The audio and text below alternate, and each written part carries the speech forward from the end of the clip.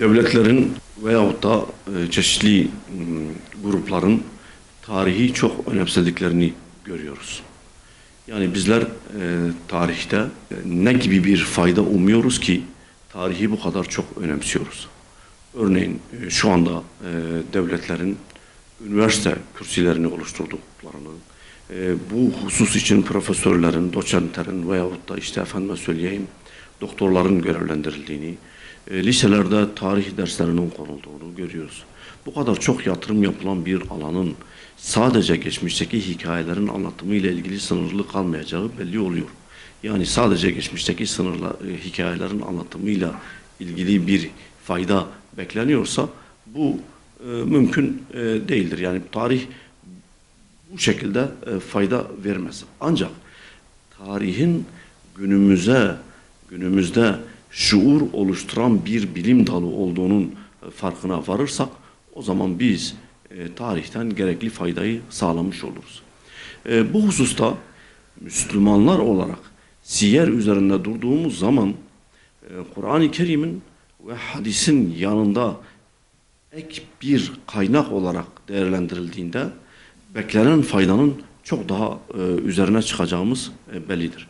Çünkü Kur'an ana kaynak, hadis onun yanında ana kaynak ama siyerin de bunların yanında yardımcı bir kaynak olarak değerlendirildiğinde tarihin, siyerin çok faydasının olduğunu göreceğiz. Nitekim bizler eğer hani ben kendi kanaatimi söylüyorum, İslam tarihindeki ilk siyercimizi Sümeyra annemiz olarak değerlendiriyorum. Neden? Çünkü kendisi Ensar'dır, Medinelidir ve Sümeyra annemiz Resulullah sallallahu aleyhi ve sellemle ortalama Resulullah 53 yaşındayken tanışmıştır. Neden? Çünkü kendisi Medine'de kaldığı süre içerisinde Resulullah sallallahu aleyhi ve sellem 40 yıl Mekke'de ve daha sonra da peygamberlik geldikten sonra da 13 yıl Mekke'de kalmış. Dolayısıyla 53 yaşında Medine'ye gelmiş. Medine'ye geldikten sonra Sümeyra annemiz kendisinde bir eksiklik hissetmiş. Çünkü ortalama 13 yıllık peygamberlik sürecini bilmiyor. Bu da kendisi bu husustaki bilgi eksikliğini gidermek için muhacir kadınların yanına gitmiş. Ve demiş ki bana peygamberin 13 yılını öğretin. Yani peygamber bu 13 yılı nasıl geçirdi, nasıl yaptı, nasıl etti falan şeklinde. Tabi bu 13 yıllık süreyi anlatmak için tabi herkesin bir işi gücü var. Muhacir annelerimizin de kendi çoluk çocukları var, ev halleri var, ev temizlikleriyle ilgili şeyleri var. Netice itibariyle Sümeyra annemiz bu bilgiyi elde edebilmek için muhacir annelerimizin ev işlerini yapmış. Yani demiş ki ben sizin temizliğinizi yapayım, bulaşığınızı yıkayayım, ne bileyim işte günlük ev işlerinizi yapayım. Siz de bana peygamberin o 13 yıllık hayatını anlatın.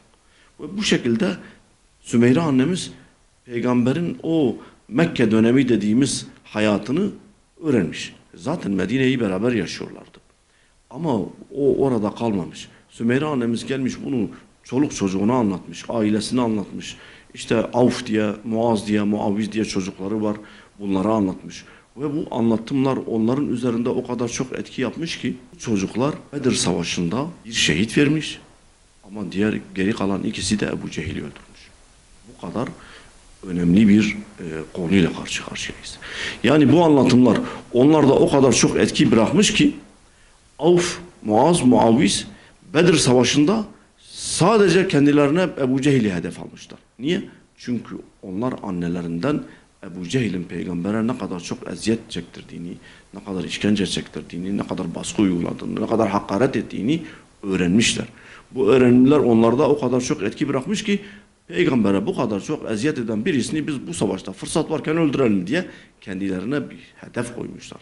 Ve daha sonradan da savaş meydanında Abdurrahman İbni Avf'un yanına gidip yani amca bize şu Ebu Cehil kimdir? Bu grubun karşıdaki grubun içerisinde Ebu Cehil kimdir? Bize onu göster dediklerinde Abdurrahman İbni Avf yegenler ne yapacaksınız? Yani Ebu Cehil'e niye bu kadar çok şey yapıyorsunuz? Ne yapacaksınız dediklerinde onlar demişler ki işte bu şahıs peygamberimize çok eziyet etmiş.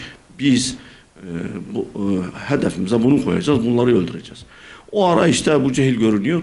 Başında kırmızı bir sarık var ve Abdurrahman İbni Avf demiş ki bakın çocuklar işte sorduğunuz kişi şu karşıda başında kırmızı sarık olan kişidir demiş ve bunlar hedeflerine onu koyduklarından dolayı oraya hücum etmişler. Avf İkrime bin Ebi Cehil'in kılıç darbeleriyle şehit olmuş fakat diğer ikisi Ebu Cehil'i yere indirmişler ve Ebu Cehil'i öldürmüşler. Gelip peygambere de müjdeyi vermişler. Ya Resulullah biz bu ümmetin Firavun'unu öldürdük.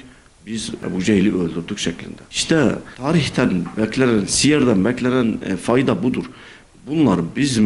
Biz bunları öğrendikçe şu anda mesela peygamber sevdalıları büyük bir organizasyonla siyer sınavı yapıyor. Elbette bundan beklenen bir fayda vardır. Yani biz bu sahabeleri öğreneceğiz, biz bu peygamberi öğreneceğiz, biz onların hayatlarına vakıf olacağız. Vakıf oldukça da biz onları yaşayacağız, kendi hayatımıza uygulayacağız, kendimize onları örnek alacağız.